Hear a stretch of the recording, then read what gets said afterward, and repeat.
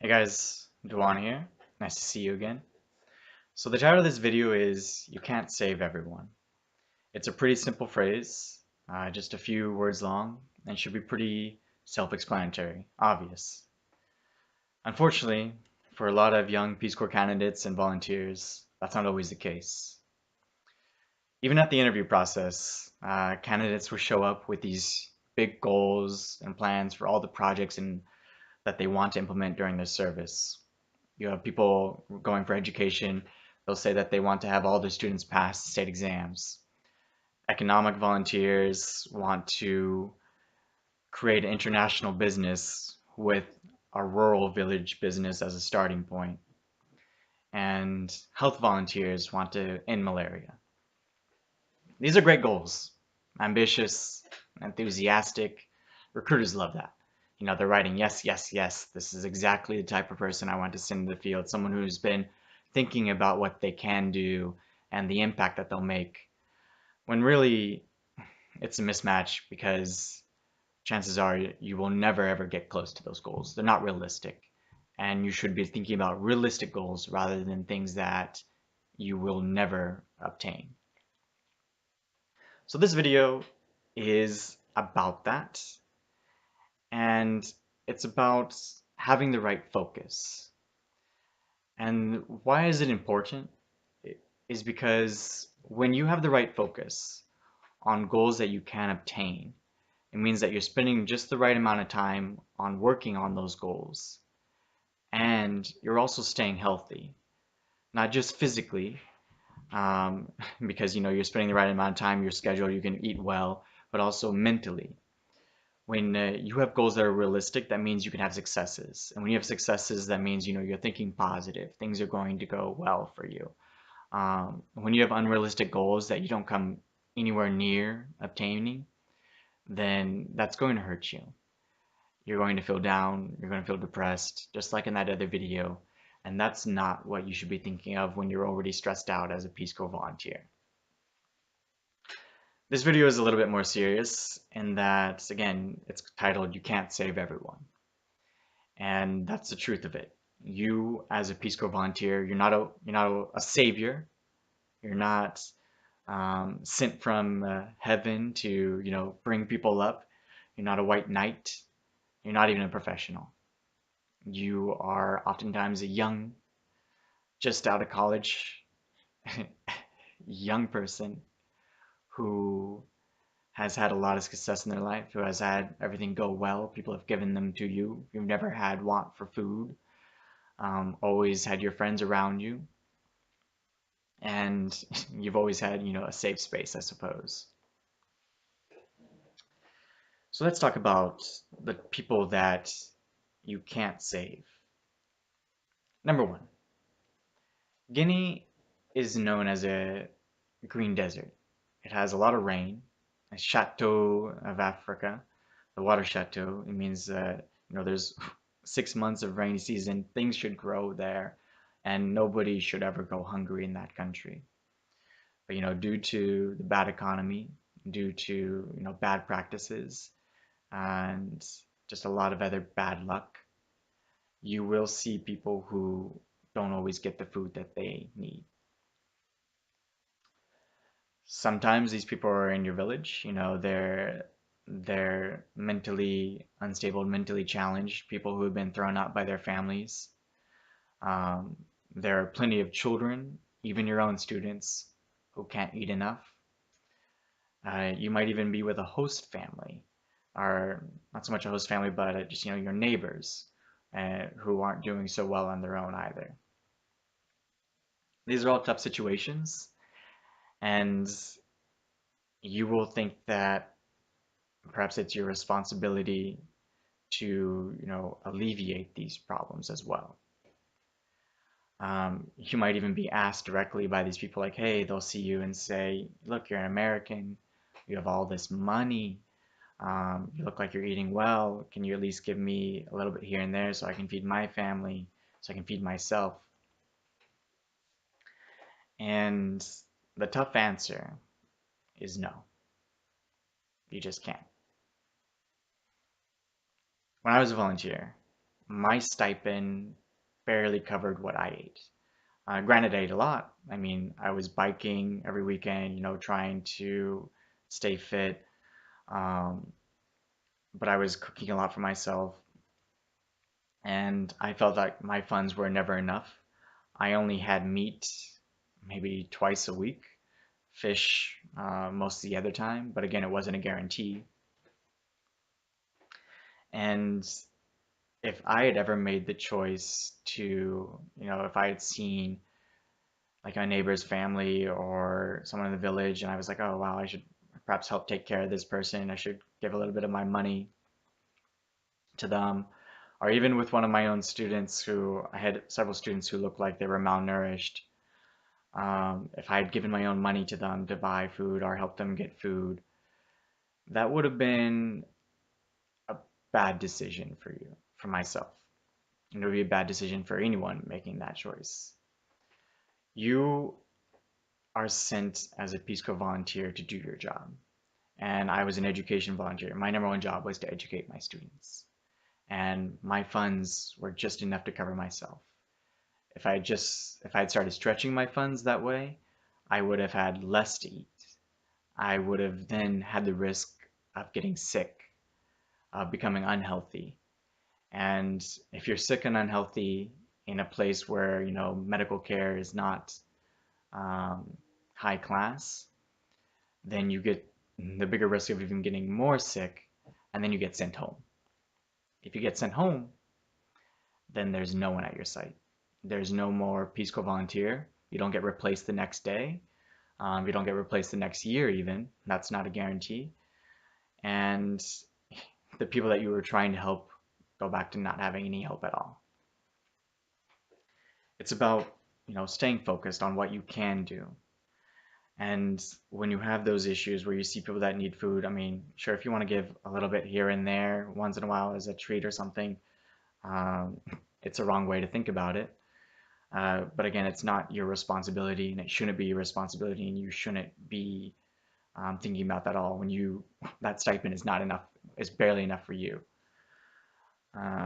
It's tough, you know, when you see people not doing well and you think you can help, um, but really you're not making that big of an impact in that situation. So that's one case where you can't save everyone. You can try other options. When I had my students who I felt were malnourished, I actually talked with my principal, talked with my superfay to see if there was something that could be done. I encouraged my principal and other people if they had little jobs, out on their farms or something that they could strongly consider my own students. Just, give them a little money so that they can buy things. When I heard about other abuses, again, that were beyond something that I should have been interviewing with, family abuses, I would talk to my principal first, talk to my police commissioner, see what they could do, because that's what was more like their responsibility, not mine. And that's what, they're the ones that know their own culture. They're the ones that know their own people. I'm just a tourist as a Peace Corps volunteer. 2 years, that's a long time, sure, but you will never be a master of the language to have those nuances, to understand the culture well enough to um, perhaps make an impact in any sort of those family domestic problems that go on. But you can talk to other people who can kind of understand you and see what they can do. So number one, the food problems. Granted, I never had a situation like another volunteer who was feeding her entire host family, using up large amounts of her funds, perhaps. I still think her personal funds as well. That's a terrible situation to be in. Peace Corps should have really got her out of that and put her in a different village, different site, so that she could focus again on her number one job, which is educating students. Second, as an education volunteer, um, you will have dozens of students, and quite a few of these students don't belong in your classroom. For years, they've been pushed by other teachers just through the system, oh, I don't want to repeat this class, let them go on to the next one. And so you will have students who are in 10th grade, the level of the state exams, or perhaps even high school level. Um, Sometimes things happen where they should not be there. And you will realize pretty quickly when you look at your schedule that you don't have time to do review sessions. You don't have time to do all these remedial sessions for these students so that they can catch up. And that's again where you have to realize you can't save everyone.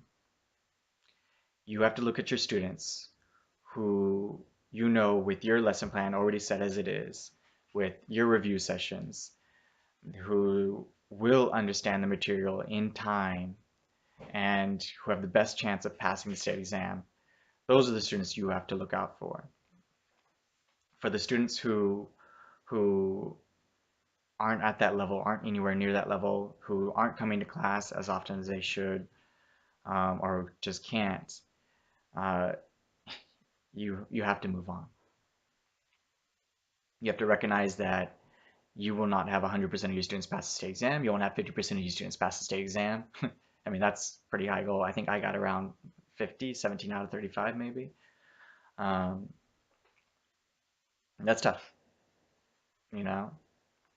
It hurts you as a teacher when you have students in your classroom who keep failing each and every test, and you have to think like, well, do I spend 2 or 3 hours extra trying to find time to do a personal review session with them? And then you have to think like, well, if I spend 2 or 3 hours extra with them, um, when am I going to do all my other things for myself? I still had to cook my own food, which takes a long time when you're a Peace Corps volunteer. I still had to prepare my other lessons, which involved me memorizing 4 hours of French, basically just trying to go through my own lessons. And I was doing that usually the night before. It's a juggle, right? And it's tough when at the end of that year that you will have students who, they're going to have to go take the state exam and there's no chance that they'll pass it. And the only thing you do is like, well, maybe next year, because in Guinea, a lot of students do, again, only 50% of your students pass it the first time, the other 50% are coming back. And so you're hoping then throughout that first year that you have those students, you're like, well, guys, you didn't really do well here, but, let's start thinking about next year then, we can have review sessions during the summer. And that's what I did. I had review sessions during the summer, had some things going on during the summer with my students, and my second year was a lot better with them. But it also had to do with improved French, improved lesson plans. It was a whole systematic system of improvements. Um, but do I think I should have gone back and, spent a lot more time with those few students who weren't doing well? No. Because again, it's your health on the line. It's the other experiences that you need to have. The other part of your Peace Corps job is to, sharing culture with other people. I was interacting with other villagers, going to visit other volunteers, see other projects going on. And those students that were doing badly, they oftentimes didn't have enough good luck. If I had thought about doing review sessions, I would have spent a few review sessions and then I would find out they wouldn't come to class for a month. And why weren't they in class for a month? Sometimes they just chose not to, one. Sometimes they were working, two. And other times just, again, bad luck, just not able to come to class at all for health reasons, things like that. So again, you can't save everyone. You can't educate all your students. And you have to put yourself in that mindset where you are starting a year and a lot of your students will fail that final test, regardless of how clean your lessons are, regardless of how well you explain things. Um, the test is hard. It would be hard by American standards, in my opinion. Um, and you have to focus on that lesson plan. You have to focus on getting all the lessons that your students need so that they can be prepared because you're the only one that has it. You're the only one that has the book. You're the only one that can teach it. They can't just like look at it at on their own time. They don't have electricity at home. So what are you going to do? You're going to, even if you had enough books, I mean, typically you're the only one with a book in class. Even if you had enough books and the students took them home, you are anticipating that they had time to look at it before the sun goes down and that they have money to burn candles or lights at night. They don't. That's just not the reality of teaching in a developing country. So again, you have to make that choice. You have to see what time you have, what resources can you pull to help the struggling students, and then you have to realize like when you have to keep moving on for the students that will pass the test, or at least have the best chance of passing the tests. That's it. Third aspect of being a Peace Corps volunteer where you have to realize you can't save everyone. A lot of people during your Peace Corps service and for years after, I know because I still get these messages, um, they will say that, you guys were really great friends. And to me, when I think back on it, when I go through my journal, when I go through my memories, I didn't really have a lot of great friends. I'm not someone who like makes great friends. I make great acquaintances. I think Americans are really, really good at making great acquaintances. We say hello, we say goodbye, like, how are you? At least in these village contexts, I had to walk by the same people every day. I had to eat at the same places every week. I had to do my shopping from the same people. And everybody knew who I was, Porto, Porto Sila, and people will be nice to you. They might give you fresh cafe, fresh tea, fresh eggs, a good spot at the local cafe. And they might even give you like an extra little thing of visa, little things here and there. And then you might have some friends. You might actually have some friends who, for me, like I would travel to Mamu and I'd spend the night at my friend's house in Mamu. And, you know, um, we would just have a good time, just hanging out, just talking, sharing American culture and Guinean culture, watching movies on my laptop. Those are good times. But now I still get messages asking me for help with visas. And this is, not something that I have time for, particularly because it's a complicated process. Um, Even if you're a Ghanaian who marries a Peace Corps volunteer, uh, you are going to have a lot of trouble coming to America. So when you think about that, and you have people who are asking you for visas and help, you're thinking like it's not possible, at least for me, not with my work schedule. I have several jobs, I have a lot of other commitments, and the way that people talk about this when they send me messages, it's really tough because they say like, well, I did all these things for you, and um, it's not really comparable, giving me fresh tea, fresh eggs. Maybe we interacted for a couple weeks during a training course.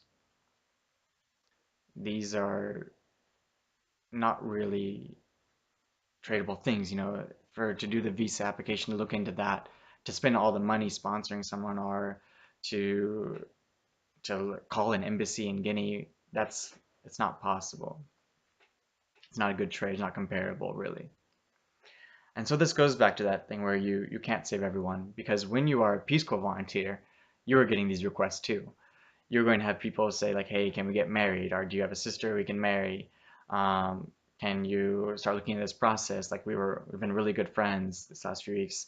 So at my co-site actually, my buddy, another Peace Corps volunteer, he had a best friend at site, and the this guy started being really aggressive about the visa application. And, can you do this? Can you do this? Can you do this? And it's like he had to break it off with him. He had to say like, look, we can't be friends anymore because this is the only thing you're bringing up. And then the guy turned it back on him like, well, you're the one that came here. Like you should be doing all these things. And like, no, You're not a Peace Corps volunteer. You don't choose to be a Peace Corps volunteer so that you can take people and send them back to America.